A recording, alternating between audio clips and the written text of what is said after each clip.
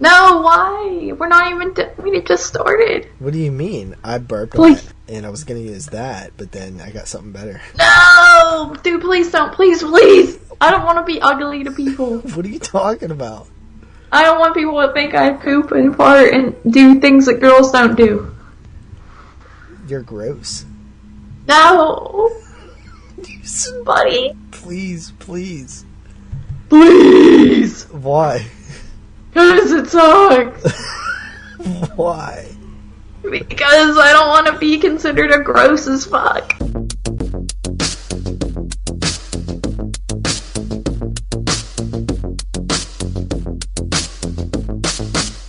Baby, what's the deal? You wanna watch Netflix and chill? Baby, I'm for real. I won't pull out if you want the pill. Baby, what's the deal? You wanna watch Netflix and chill? Baby, I'm for real. I won't pull out if you want the pill. What's up, guys? JP back at you once again, bringing you guys episode number 12 of the Netflix and Chill horror podcast. Joining me tonight, as always, is my lovely co-host, Miss Carly. What's your last name? That was... Anderson? Asshole. You were saying? I was going to say that was a lovely intro. You called me lovely and miss in one sentence, and I've never heard that much respect out of you, so thanks. Yeah, you're welcome. But then, as you can see, like any skillful male does, is they compliment you and then they insult you directly afterwards by me not knowing your last name. That's what you're trying to... Yeah. I see what you did there, yeah. Yeah, it's like you build them up so you can knock them down. I don't know, that wasn't that offensive to me. I didn't even realize you were making a joke there, so you kind of failed. On the surface you didn't, but subconsciously, you know. Well, now that you said it, like, I feel kind of bad, but, like, you know, I'll get over it. Yeah, so we're back. It's been... when was the last episode we posted? July 26th, it looks like. So, what is that, like, almost a half year? No, it's like 4 months, but, you know, close enough. Alright, well, whatever. So yeah, man, it's been a little while. We got really busy with, well, you didn't get busy with anything. I got busy with a bunch of stuff. 22 Shots, Married with Children podcast, MMA cast. Yeah, all these podcasts that, like, you just pulled out your ass at the last minute. Now they're more important than mine, yeah. Yeah, and you actually don't do anything else. No podcasts, right?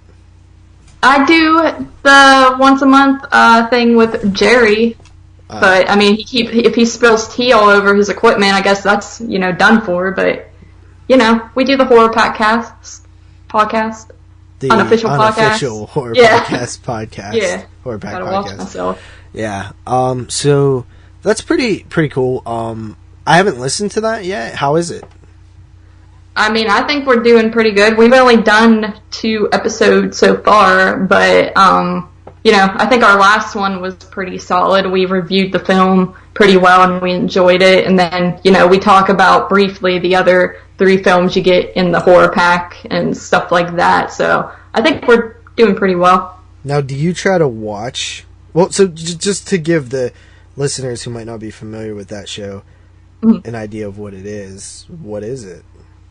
Well, if you don't know what Horror Pack is, it is a monthly subscription box where you can get either 4 DVDs or 4 Blu-rays, horror Blu-rays, that is, by mail, and I believe it's like $20, like around $20 for the DVDs, and then around $25 for the Blu-rays. Jerry and I both get the Blu-rays, and it's completely random, and then in the Horror Pack you always get, I think it's like Horror Pack exclusive or something along those lines, like a movie from Horror Pack that's like usually like an independent film, and it's always autographed by people who made them, which is pretty cool. And see, basically I actually didn't know that. I didn't know that it came autographed. Yeah, but, I don't know if Night of Something Strange did. That was like one of the first ones I got, but like I think the other 2 I got had like autographs from the actor, one of the actors and directors, so that's pretty cool. the one we just did was actually made by one of the people who runs Horror Pack, apparently, and I really enjoyed it. It was independent, but basically we just reviewed that exclusive movie. That's like the main topic, and we also, before that, talk about the other 3 movies briefly. We don't make it a priority to watch all of the movies just because of time and things like that, but if we are familiar with them, like for example, the last one we got, I had seen, Joyride was in it, I'd seen that, I love that movie, and House is October Built, which I had just watched, and then Lost Boys Part 2, which I had not seen, so, we just kind of briefly discussed those as well, since I had some familiarity, but yeah, it's basically just us reviewing the Horror Pack in general, and then that exclusive film that you get. That's pretty cool. I do think that that's a neat concept. I was actually a little disappointed that I didn't come up with it, because it seems like something that would be up my alley. And honestly, I like that you guys cover the exclusive, but I honestly wish that you guys would talk about, and I haven't heard the show obviously, but I know you guys talk about them, but if you guys don't record right away when you get the pack, if I was you, I would try to watch the other 3 films. Yeah. Like, I know Jerry won't do it because he doesn't watch movies that much. Yeah, that was his thing, but yeah, we've recorded like right after getting the pack, like within a couple days, and we just, because we obviously were just watching that one movie, so we'll get the pack, then watch it, then record like within like 2 days or so after watching it, but like with Joyride, I gave a pretty decent review of it just because I was familiar with it as well as the other one, so I was able to review them pretty solidly, but yeah, I feel you. I would like to try to watch as many movies in the pack as I can if I have never seen them before, just to put more content into it. Yeah, so that's pretty cool. Guys, check out the Unofficial Horror Pack podcast. It sounds like a cool idea. That's pretty cool that they started autographing, some of the titles that come in it. I like that a lot. So let's see. I mean, I don't really know what the layout of this show is. I've never been happy with it. Like, I've always wanted to do more, but at the same time, it takes longer to do more. So, as of right now, we're just going to kind of pick one film and just kind of do an old school Netflix and chill. The whole reason why we started adding more things is because we would get movies that we had nothing to say about, really. Because we kind of pick them at random almost. And that would be kind of annoying if we just put out a 20-minute episode and that was it. But so I don't know. We'll see how it goes. I mean, there's been tons of stuff that has come out since. So the original idea was to kind of focus and cover all the new things that came out on streaming, whether it be Netflix or Shudder or Hulu. You don't really mess with Hulu that much, but you guys get the point.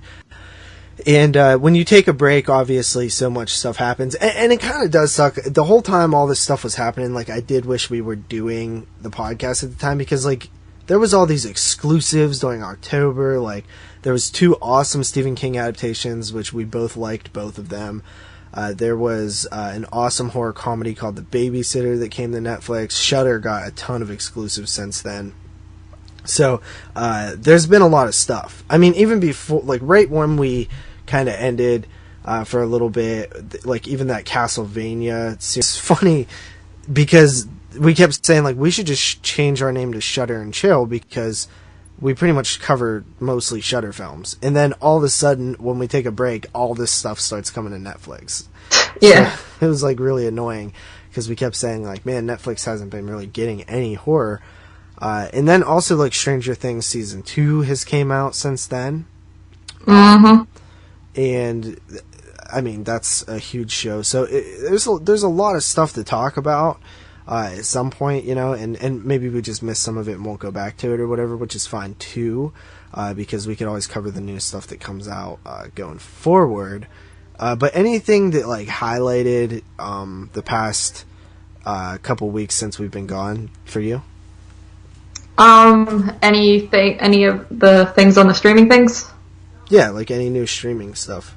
I mean, like you said, I did binge watch Stranger Things too, and I really enjoyed it. I mean, towards the end, it kind of gets like extremely sci-fi-ish, and like I almost didn't like that too much, but at the same time, I thought it was pretty solid. I know people are getting sick of the hype for it, but I don't know. I think it's pretty awesome, and I like that a lot of people are into that. And of course, there was 1922 and Gerald's Game. Those were both pretty solid adaptations. Which one did you like more? I think I rated them the same, but for me, I probably enjoyed Gerald's Game a little bit more. What about you? Me and Matt kind of had a different perspective on 1922 because we had read the short story. What? I'm so sick of you pretending that you read just because you Why? You read this one short story like 20 years ago and you just think you're a G. All you did was bring up like, oh, I read this story and this isn't accurate and all this, and I'm just like, okay, buddy, I hear you. Are you I see trying you. to say that I'm coasting on the fact that I've actually read one thing and I'm just, anytime I get a chance to reference that one thing, I do? I'm saying you're a fake book fan. Yeah.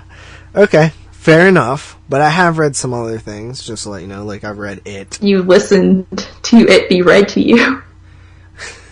Same thing. Alright. I'll give you it. So you liked those two, and... And then I'm trying to think if I've seen anything. I mean, on Shudder there was a movie called, I think it was called Can't Take It Back, and I watched that recently. It was pretty average. It was a lot like Friend Request with the, basically a girl is dead and people involves like a Facebook page with her and then some hauntings go on. It's basically like the same story, and, I thought it was pretty like, a little above average. I gave it like a 7 out of 10, I think. It wasn't anything special, but I thought it was pretty entertaining and had its moments. And other than that, I can't really think of anything else that really stood out to me recently. Yeah, I mean, I watched a ton of stuff streaming, more so now than I had in a while. The Babysitter I really, really liked. That was really fun to me. I didn't care for it too much. I know a lot of people didn't. Like, really? Most people that I talked to seem to not really care for it too much. Like, even like Robin and Shane, who obviously the listeners don't know, but we know. Like, they didn't really care for it. Some other people. I don't think Moods liked it that much. I can't remember. I just like the comedy didn't really resonate with me, I guess, and it was just a little too wild. I don't know. I saw a lot of people posting about how awesome it was and how funny and great it was, and I was just kind of like disappointed. Yeah, there's a better movie that uses the same sort of plot line called Better Watch Out, which is a Christmas horror movie. I need to see that. I think it's a little better. It still has that level of comedy, a level of comedy, I should say, but not that level of comedy. Also, streaming-wise, I checked out, this was like right before we quit. I was actually going to bring this up on one of the last shows, and the one that we had planned right before we stopped, and it was called Man Versus, and this one was not an exclusive or anything, but it was on Netflix as a streaming film, and that one was really cool. It was about a guy who is... Have you ever seen, like, Survivor Man or, like, Man vs. Wild? I used to watch Survivor Man all the time when I was young. It was great. Oh, dude, I grew up on Survivor Man. I absolutely loved it. Like, me and my friend were obsessed with it. Yeah, it made me want to go live out in the woods and try to live. Yeah. We hated Bear Grylls and Man vs. Wild, though. We didn't like it at all. I never watched those. Yeah. Well, he was just like a more like Hollywood version of Survivor Man. Like Survivor Man was like I'm going out by myself doing this shit. Yeah. Bear Grylls is telling you to do things that are going to get you killed, like RP. It's like sensationalized is what it was. Mm-hmm. And even Survivor Man doesn't like that guy. Like, really? I've seen him in interviews. He's like, yeah, it's a guy. But so there was a movie called Man Versus where it was a guy who was like one of those dudes, like he went out into the woods and like filmed himself, and it was like a survival thing. And he goes out there and like something starts like messing with his stuff. Mm-hmm. And you're kind of like, oh, what is this? And then it eventually gets revealed towards the end, kind of a little twist ending and stuff. And there was actually a scene that was like really scary. But yeah, it was pretty cool. It was like, I think it was a kind of a comedy, but I actually really liked that movie. There was another one that I checked out called Residue that I really liked. Did you watch that one? I did watch it, and like I personally couldn't get into it. I might have, it might be one that I just wasn't in the mood for or something, but like I couldn't get into it, and then I like had trouble understanding it, and then I kind of just like gave up. Yeah, I mean, it is a very confusing movie. It's basically about like a private investigator who like clearly is sort of not a great person. Like he kind of abandoned his daughter. Mm-hmm. He works for like criminals and things like that, doing shady stuff. And he gets control of like this important thing that both of these like crime lords want, and he basically gets it, and it's like a book, and he begins reading it, and turns out like the book is cursed, and as he reads it, one of the crime lords like wants to document what happens to him, because you pretty much go like insane as you read it, and like certain people have only got to certain pages before they have like died or something. So it was like a very weird, bizarre movie, but I really like stuff like that. Yeah. So I found it really cool. Mm-hmm. Other streaming stuff, I recently watched The Greasy Strangler, which was on Amazon Prime. We don't bring up Amazon Prime a lot, but Prime has a lot of cool stuff as well for streaming. Not as many like new things. Every once in a while they'll get something new. But Greasy Strangler was a really fun movie. I actually just talk about it on the episode of 22 Shots that aired today at the time of us recording it, which is the 22nd. And that movie was so much fun, but a lot of people wouldn't think that I like that type of movie, but I actually did. Another thing that we've been doing all month for the podcast is Italian Horror Month. We've done for the 22 Shots, and actually a few films that we reviewed were on streaming websites, like Burial Grounds is on Shudder, as well as another Italian film that I didn't review for the show, but I reviewed it, not for like a main review, but I reviewed it for a Patreon pick, called Zombie Holocaust. It's on Shudder. I believe Cannibal Ferox might be on Shudder, which we're doing next week. There's a lot of cool Italian flicks, so if you, Carly, are curious... Mm-hmm. Yeah, sounds great. You should watch Burial Grounds. Yeah? For the next time we record, and just tell me your feedback, because like that was a movie that is like kind of a weird one. Mm-hmm. Like some people are gonna hate it and some people are gonna love it. I wrote down a certain rating, but I feel like I might have came in higher than that. I have to double back and check when Rob sends me my ratings. But yeah, that's kind of it for the just recap of like things that we've been. Actually, I forgot to mention, I did check out Raw and the Transfiguration finally, because those were two that people were talking about. I forgot that I watched those, and I enjoyed them both very much as well. Actually, yeah, you know what? I actually watched Transfiguration as well, and I love that movie. Mm-hmm. The movie's getting a lot of hate. Yeah, I know. It's like some people really love it, and some people just think that it's completely average. Like, I mean, for me, it's like one of those ones that's like arguably like a drama with like horror elements to it, but like, I don't know, I don't care. It was just like, had a great vibe to it. It reminded me of a lot of like Let the Right One In type deal, because it's kind of like vampire-esque and like has like this like romance going on in it, and like I don't know, I just really loved it, and then the ending really just stuck with me. Like it's one of the movies this year that I keep thinking about. Like some of them like I forget about easy even if I like them a lot, but this one I just keep thinking about in my head, and it's definitely one that's high up on my list. Yeah, and speaking of our list and the films we've watched and stuff, so I believe we let the listeners know last time we recorded that we were doing a challenge. Want to update them? Like, where are you at right now? Let me check.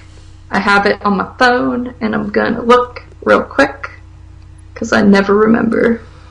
I'm at forgot the right. 286. Okay. I'm currently at 295. I don't give a fuck. Yeah, you do. No, I don't care. I just, whatever. You're losing your microwave. It's like a month away. Dude, you can't take my microwave. Yes, I can. My mom's gonna come over and she's gonna be like, "Where's the microwave at?" And I'm gonna be like, I don't know. Just gonna be like, I gave it up. I was eating too bad out of it, so I didn't want it. I got it locked up in a storage. Oh man, I don't know, dude. It's gonna be rough. I still have a chance. We're only in, the end of November. Yeah, not a good chance. So, because I'm about to go crazy on 2017 films. Mm-hmm. Well, me too. Yeah, right. Yeah, right. I said, yeah, right. And I said, yeah, right. You're right. I am. Yeah. So, besides the little challenge thing that we got going on, I'm actually very happy with my numbers this year. I could not watch another movie this year, and I would still be very impressed with where I ended up. Because my record was, what, 250? 51? Yeah, 251. Yeah. Was my record, or 256, I can't remember. But it was 251. Yeah, so. Mine was 225 last year. So you're really killing it. Yeah. Compared to last year. Yeah. This is only your second year really trying this. Yeah, I mean, my microwave's on the line, so I kind of had to kill it a little harder this time around, unfortunately. Yeah. So, should we get into our featured review? The Move? Yes. Alright, so tonight we are talking about Another Evil from the year 2016, getting its official release in 2017. Do you have it was directed by Carson Mell, who I looked at his filmography, haven't seen a single thing that he's done, but he wrote it and directed it. Mm-hmm. Do you have a synopsis for this one? Yes. According to the IMDb, it says, after encountering a ghost in his family's vacation home, Dan, a modern artist, and his wife Mary hire an industrial-grade exorcist named Oz to get rid of the beings. But Dan soon realizes that ridding the home of evil won't be as simple as it seems. Yeah, that sounds pretty good for the synopsis there. Yeah. So, this movie is considered a Shudder exclusive. Now, that's kind of an interesting word because we've talked about Shudder exclusives in the past on this program, and it's kind of a loose terminology, really, because, exclusive means one thing to certain people, but it's clearly not that same definition for all. So I was in the group chat that I have between me, Jeremy, and Moods last night, and I was like, just bullshit, and I was like, yeah, I'm about to check out that new Shudder exclusive, and Moods was like, oh, what is it? And I was like, oh, it's that movie Another Evil, and Jeremy goes on a little rant where he's like, oh, that's not a fucking exclusive, blah, blah, Dark Sky put it out, and I was like, yeah, I know, I get press for Dark Sky, as do you, so I know that as well as you do. Because I got press for this movie months and months ago that Dark Sky was putting it out. It actually, they even had a screener links, but I never checked it out because the cover honestly is not very appealing to horror fans. Yeah. But I did watch the trailer to it for some reason, even though I don't watch trailers. It might have been a long time ago that I watched the trailer and before I completely stopped. And I was like, oh, that actually looks pretty funny. And pretty cool. So I was like, maybe I should check this out. I just never got around to streaming it. Anyway, long story short, Dark Sky eventually put it out on DVD and Blu-ray, or at least DVD. I don't know about Blu-ray. And that's Jeremy's argument that it's not an exclusive because Dark Sky put it out on DVD. Which is a fair point because, what does exclusive actually mean? Well, I know that Rob Zombie's 31 was their first exclusive, or second. I think Phantasm 5 was one of their first exclusives as well. And those movies had like theatrical runs, and then they went to streaming and were on Shudder. And then you have other movies that you can't see anywhere else except for Shudder. Stuff that, you know, I guess stuff that were like, I don't know, Always Shine or something like that. Yeah. That we covered on the show. And then you have other things like We Are the Flesh. Great movie, by the way. That was on Shudder, and then like just a couple days later, or even before it, got a Blu-ray release from Arrow Video. So, what does exclusive actually mean? To me, I think what a Shudder exclusive is, now keep in mind that exclusive and original are two different words as well. Mm-hmm.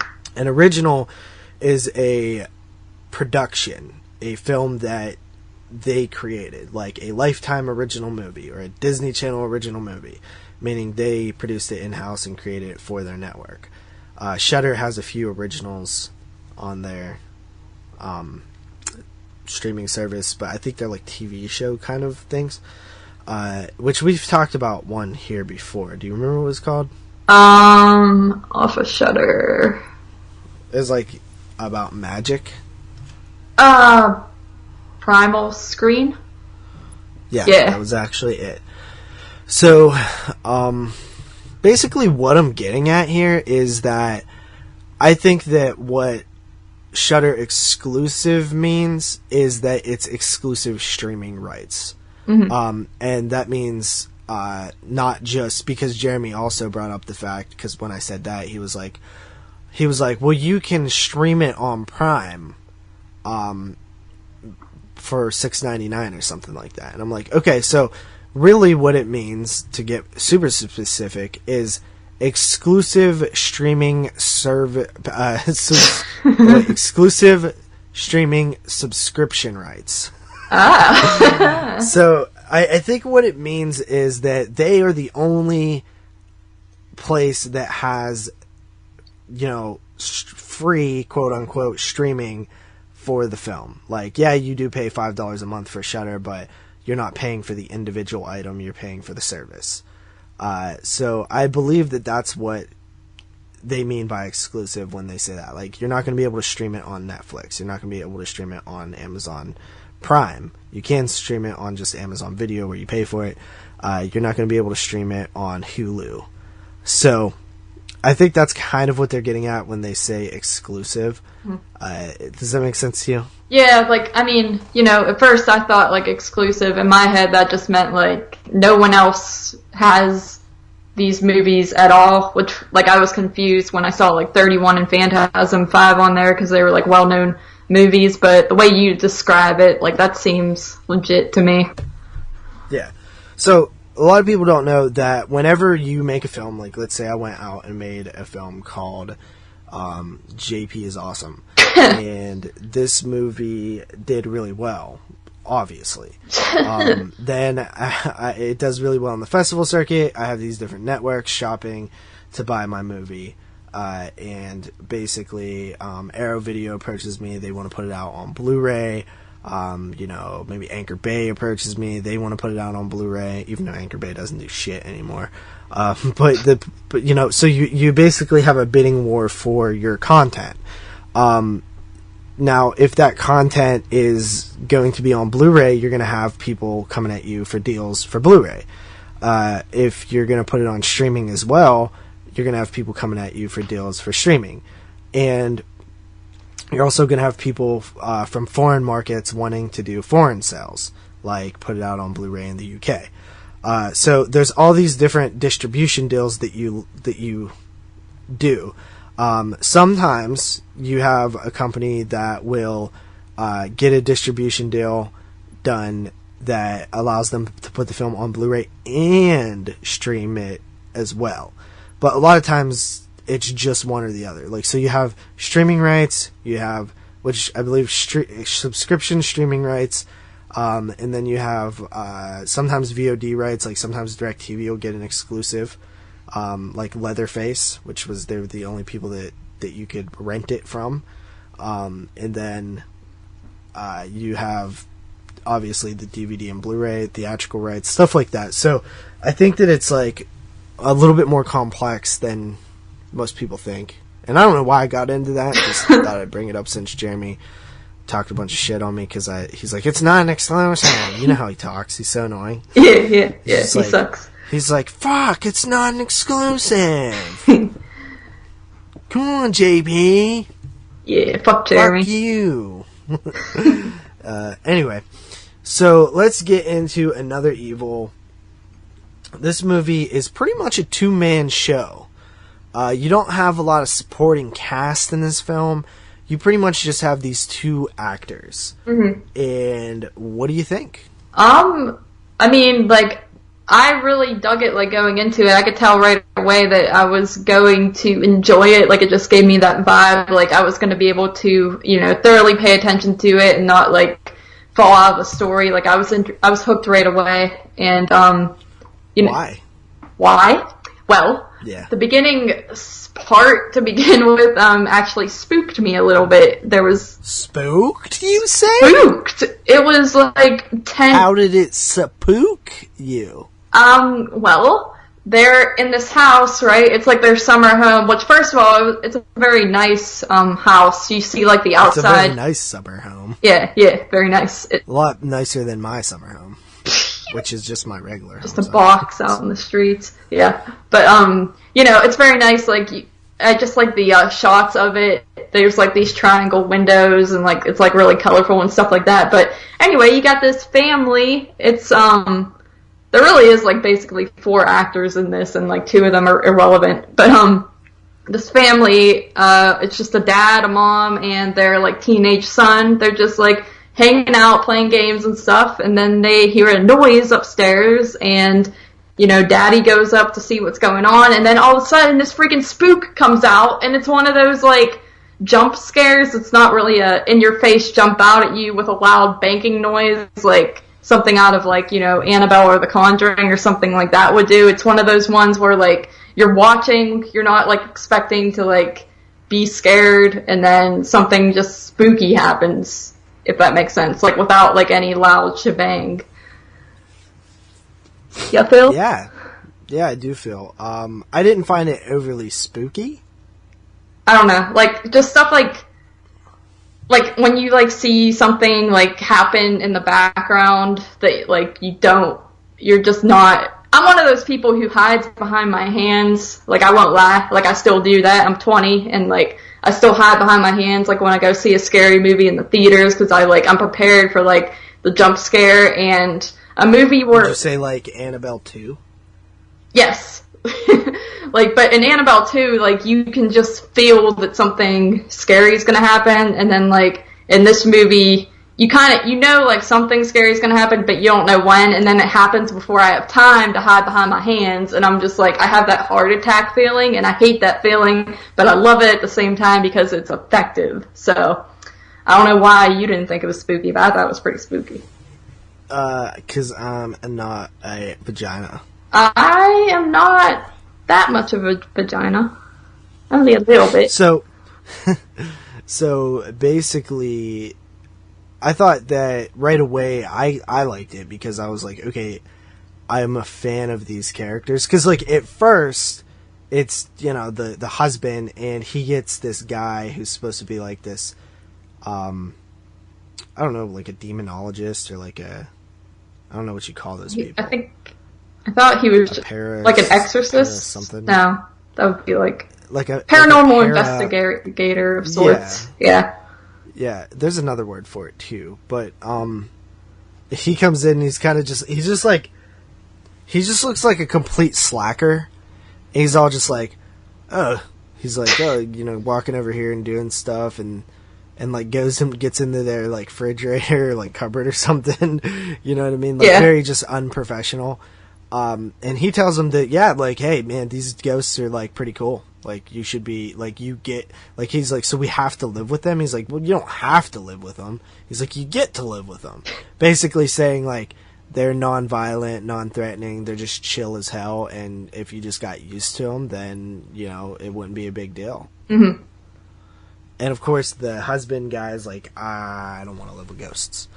So he talks to another person who refers him to another sort of demonologist slash ghost expert guy who comes in, and this guy is a little weird, but seems to be more professional, seems to have his shit together a little bit more than the first guy. But also you could tell, like, they know each other. Like, so this guy knows of the first guy that they brought in, and he's just like, you could tell that he just has like a disdain for him, sort of like they're competitors, maybe like enemies. And he's like, yeah, there's some stuff here, but it could be kind of malevolent type stuff and not so nice. Mm-hmm. It refers to that guy as an industrial grade exorcist on the plot summary, so that's like his job title, I suppose. Which is a little weird because, like, typically, like, people who do exorcisms are like priests. Yeah, I know. It does really make sense. So, and he doesn't come in to do an exorcist, right? He's just, well, I mean, kind of, I guess, but, like, it's not somebody possessed. Yeah, he's going in to, like, basically get the ghost out. I don't really know what the word would be for that. So, the movie is very interesting because the story is kind of simple at first, and really what the film does is play on these two characters. So basically, the wife and the son like move out for a little while, and then they're not at the summer home, obviously, and this guy just stays there to kind of hang out with this ghost hunter dude who's like trying to trap the ghosts, and they begin to bond. Mm-hmm. They begin to talk about different things, and you could tell that the ghost hunter, which, by the way, we need to get names here. Oz. His name is Oz. Oz? Yeah. I forget what... Okay, so Oz is sort of like a little bit of like a weirdo. Like, he's just like very like... How would you describe him? He's like... it's like awkward. He's one of those people who you would get the vibe he would tell you his whole life story within 2 minutes of knowing you, and you like don't really want to know that information, is the way I would describe him. He's like very forward. Yeah. Like, he doesn't seem to respect people's personal space or boundaries. He's somebody who's just very outgoing, but at the same time could definitely rub people the wrong way. But you do genuinely feel like he's coming from the heart with things, so it's like you'll kind of like put up with some annoyance because you like feel bad for the guy or you like him. And so these two begin to like sort of hit it off, but not from an equal standpoint relationship. Like, clearly the husband feels like he's above the ghost hunter, which is Oz. And not above as in like, oh, I'm like richer than you or something, but just like above on like a social, like human level of like, okay, this guy's weird, I'm not weird. Yeah. You know what I mean? Like, it's really hard to kind of go into this one because like, I don't know how much to talk about. Mm-hmm. But essentially, like, we find out that like, this guy's very forward. Like, Oz is very much, like, wanting to be friends. Like, you can see these little seeds planted early on. Like, he'll just drop little things like, oh, I'm really glad this is fun. This is fun. Yeah, and he'll be like, hey, you wanna go get some breakfast? And then other dudes just kind of like, oh, I was doing this today, but you can go by yourself. Yeah. And you could see that the husband, whose name is Dan, is a very like nice guy. Like, he's not a douchebag. Like, clearly they have some money because they have a summer home. Yeah. He's a painter, which his paintings do come into play into the story, where they might have something to do with the plot, the ghosts and things like that. But he's not a jerk. Like, he's a nice guy. He's very tolerant of people. Like, he's somebody that pretty much you can almost probably walk all over pretty far before he like gets ticked off and he like had it up to here and he like revolts, you know what I mean? Yeah. Like, he'll bite his tongue for a while type guy. Which is kind of how I am, so I can like kind of relate to him. Like, I could totally see myself just like, you know, like putting up with some nonsense for a while. I mean, yeah. Just because I don't want to offend anybody. I do the same thing, but I never come to that, like, breaking point. I would just keep letting it go on and then bitch about it behind the person's back. Yeah. So, basically, also, you know, what's interesting about this movie is 100% the ghosts are real. Mm-hmm. Like, he does have ghosts. It's not, like, in their head or something, or, like, you're not wondering if the ghost hunter's bullshit or not. Well, you kind of are. Like, you don't know if the ghost hunter guy is actually legit. Like, we don't know for sure that Oz is capable of trapping and hunting ghosts. He seems like it. Mm-hmm. Potentially he does catch one. It's possible he knows a lot about it, but we also see a lot of evidence to dictate that he's full of crap. Yeah, and like there's a scene in which Dan is kind of sick of Oz, because what this becomes, it's almost like, I don't know if this is the correct reference because I've never seen this movie, but I guess that wouldn't be. I'm not even gonna say it because it's probably wrong. But it's almost like an approach where you. What is the movie Single White Female about? Are you serious, dude? I mean, I have another movie I was going to compare it to, but Single White Female, I mean, I'm trying to... You know, it's about a girl, she gets a single white female roommate, and then that roommate is basically trying to be just like her, kind of. So... Okay, so it's not necessarily that he's trying to be like him, but it's like he's trying to invade his life. Mm-hmm. Kind of like a movie we saw earlier this year called Friend Request. Yeah, and I almost get like a creep type vibe from this movie too, with like you're just focusing on these two dudes, and one of them's like really weird and the other one's just kind of like, oh, okay, yeah, like going along with it because he doesn't want to hurt his feelings, but he's also like kind of scared by this guy, like weirded out by him. Like, it reminds me a lot of that movie. Yeah, so we've seen that type of stuff before in movies, which I find is always effective. It's just like, I love cringy and awkward moments between characters, mm-hmm. because it's like, it just feels so uncomfortable. And you feel bad. Like, the whole time I was watching this, like, I was feeling bad for the guy, like Oz, because, like, you feel like he's a good dude, yeah, for the most part, but he's just a little crazy. And he comes in and he's trying so hard to, like, be friends with this guy, and he's also, you know, trying to help him. But you also get a sense that he's kind of bullshit, because, like, eventually Dan kind of gets sick of him, and, like, it's like he won't take hints, right? He's like, okay, so, like, we're done here, so, like, we're done here. And he's like, yeah, you know, I think I'll stick around. I think I'll stick around just to make sure. And he's like, actually, you know, that'll probably be unnecessary. I think it's good. And he's like, I think it would be really wrong of me not to stick around. You know what I mean? It'd be against my, you know, it would be bad professionalism or something. So he's like one of those type of guys. You know what I mean? Mm-hmm. Where it's like, dude, do you really want me to come out and say, like, get the fuck out of my house? Yeah, he even says, like, I can't afford to pay for this anymore. And the guy's like, oh, it's free. I'm just going to stay here for free. Yeah. He's like, well, that's about all the money that I'm going to spend on this thing. So, and so eventually this Dan character kind of wants him out, so he fakes that he got rid of the ghost. And this is one of the big pieces of evidence that we see from Oz, where he says, you know what? I think you did.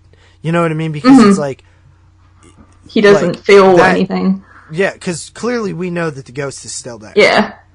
So, and he feels like it's gone, so we get evidence that he might not know what he's doing 100%, but we also get evidence that he might know what he's doing a little bit.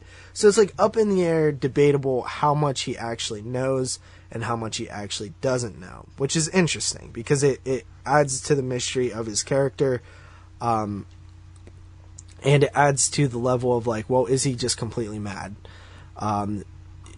Like, do you kind of get that vibe? Yeah, and like you kind of get the vibe like throughout the entire movie, and I feel like even by the end you don't even know for sure.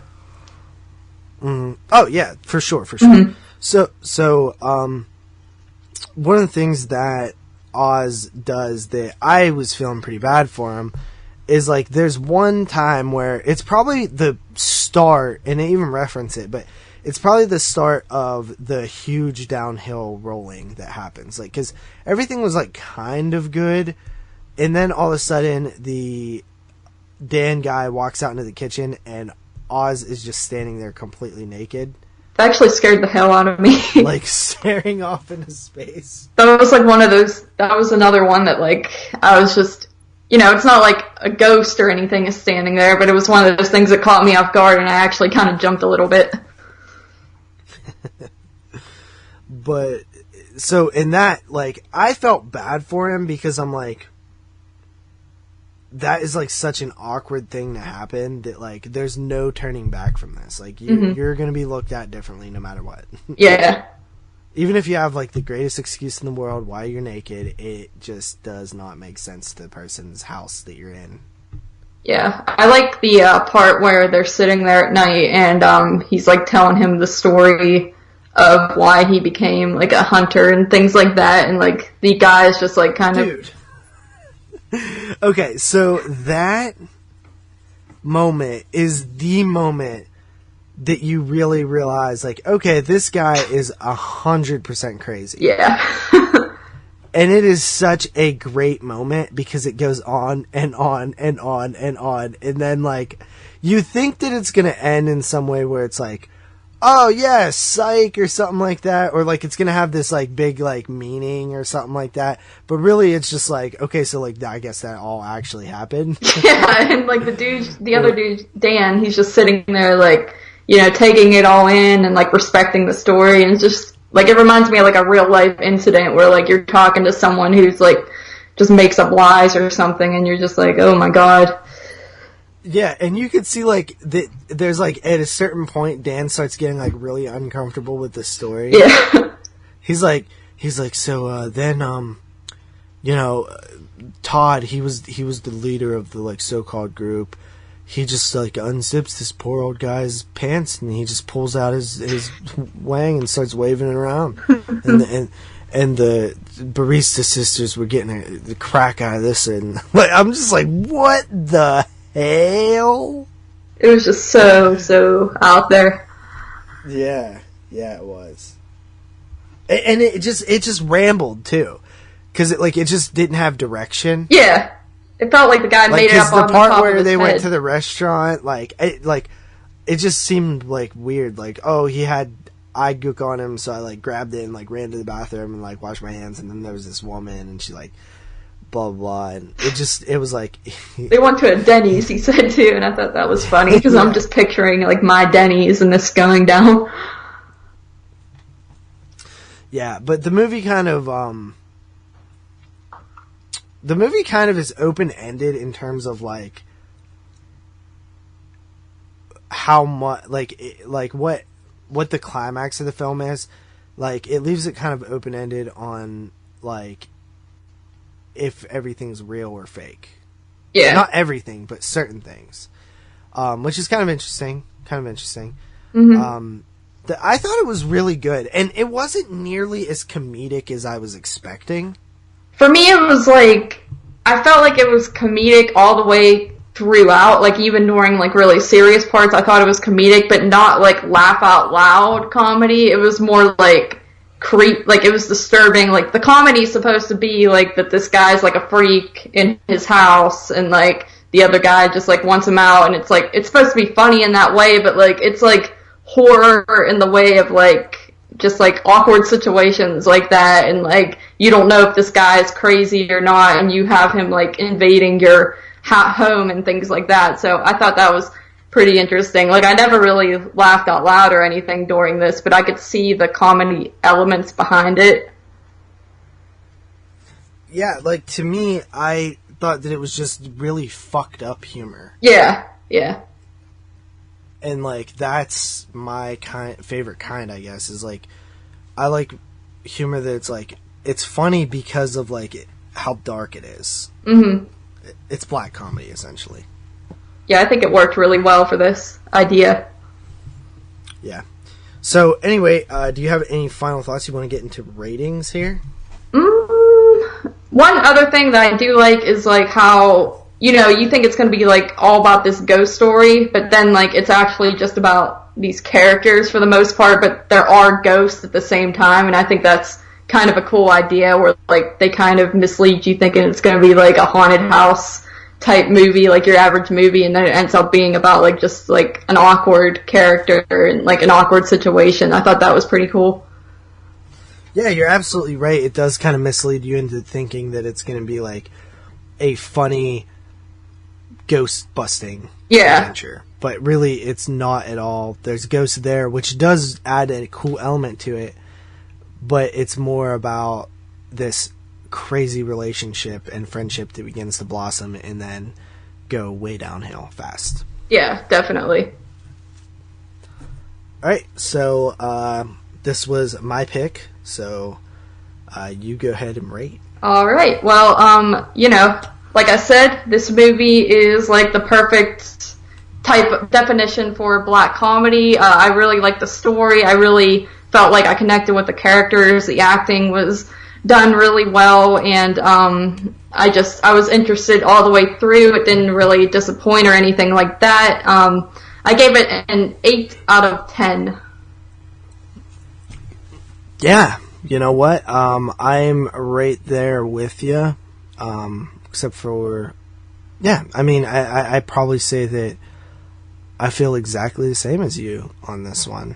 I came in at 8 out of 10 as well. Cool. Like, it hurts to kind of not give it an 8.5, because there are a few films in my, like, watch list that, for my top 10, that I gave kind of higher ratings that could probably go down a little bit. I'd probably say that maybe Jigsaw could go down a little bit. Yeah. I'd say that Mother can probably go up a little bit. Nah. I'd probably... You have a beef towards Mother. Fuck a Mother. What are you going to do when it makes all my top 10s? All your top 10s. Huh. Yeah. I don't know, dude. Like, I couldn't... That movie was just... I can't even describe, like, why it just didn't do it for me. Do you not like good movies? Dude, you didn't even understand. You're a fake Mother fan. You didn't even I knew it was good, though. You gotta admit, I came out of theater kind of... I will admit... Shh, calm down. I admit the performances were, like, phenomenal. I think, you know, Jennifer Lawrence and, dude, he had, like, some weird... He was, like, foreign or something. I forget his name. But, like, I think they did a great job. The acting was all good. You know, the setting was beautiful, and at first I was like really into that movie, and then I don't know, it just like as it kept going on, I was kind of like, it got too repetitive. I understand why, but like I just was not feeling it. It was not my type of flick. I understand all the subliminal crap, but like, you know, it is what it is. Yeah, I think you just don't like good moves. I do. I love Another Evil. I think you just don't like metaphorical moves. I do sometimes. Just like, it's hit or miss for me, very hit or miss. Your opinions stank. You stank! You think We Is the Flesh is great! We Is the Flesh is awesome. No! Top 10! You know, baby! Dude, for real? Your top 10, I don't know. Your top 10 is gonna be so pretentious and fake. I can't wait to hear this. It's not, dickhead. Like, you suck. I hope you don't have Jigsaw in your top 10, because you're gonna get... Dude, I don't. Like, I did give it a pretty, like, high rating, but it has since been, like, bumped off, like, way down, so... Yeah, when I thought about it a little bit more, I was like, okay, I think I was just happy that I had fun. Yeah, I was hoping that it wouldn't be stuck on the top 10 by the end, and we're good. Okay, so... I think that is it. Yeah, that'll do it. I think that is it. Alright, so thank you for joining us once again for the Netflix and Chill Horror Podcast. We will be back next week with...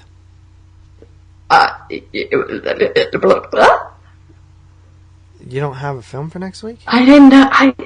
Buddy, I didn't know that we were doing it next week. I thought you were going to give up on me again. No, I'm going to say we're going to do this next week, and then it'll actually come out like a month after that.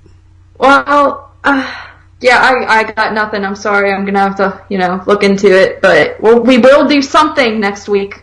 Next week. Be ready. And I think I have an idea going into 2018. Yeah? To kind of add a little listener kind of interaction a little bit. Ooh, cool. All right. So, later, guys. Peace. Baby, I'm for real. I won't pull out if you want the pill. Listen up, all you little cuties. I might call you over for a movie, but all I really want is the booty. 5 minutes in, we'll be naked and spooning. Next thing that you know, we in my bedroom. Clothes hit the floor. The head was like, damn, looking way better than you do on Instagram. We tried to watch Forrest Gump. She said she was bored. Let's hum. I said, bitch, I gotta take a dump. Lit some incense, then we fuck. I called the renew, but we got 6 minutes for a quick little nooner. So thank you, Netflix, for the marathon of wet dicks. Baby, what's the deal? You wanna watch Netflix and chill? Baby, I'm for real. I won't pull out if you want.